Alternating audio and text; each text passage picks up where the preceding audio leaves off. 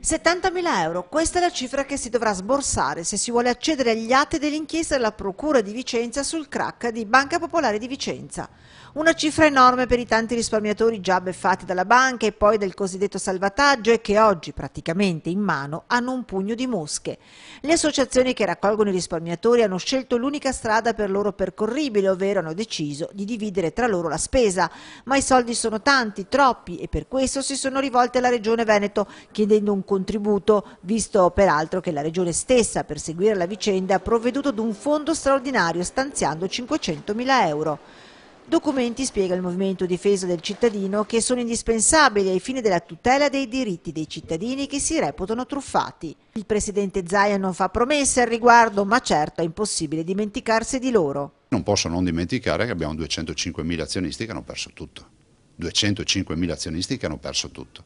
Trovo scandaloso che non si aiutino gli azionisti, che io chiamerei risparmiatori, che riescono a dimostrare che non facevano i trader di borsa ma avevano comprato solo le azioni della banca. Mentre le associazioni che tutelano gli azionisti devono fare i conti con le questioni legali, ormai il futuro, ovvero Banca Intesa San Paolo, avanza a grandi passi. Un passaggio che deve fare i conti con un Veneto o un Vicentino che sconta una perdita finanziaria, economica e di competitività. Sul tavolo c'è tutta la partita dei fidi alle aziende e al riguardo il presidente del Veneto, Luca Zaia, è chiaro. Dovremmo confrontarci seriamente con il dottor Messina per capire su questa partita, siamo al territorio di 600.000 imprese, di 150 miliardi di PIL all'anno. Intanto anche il sopravvento di Banca Intesa è più che evidente con il cambio di insegne. Dall'altro se ne va anche una perdita identitaria.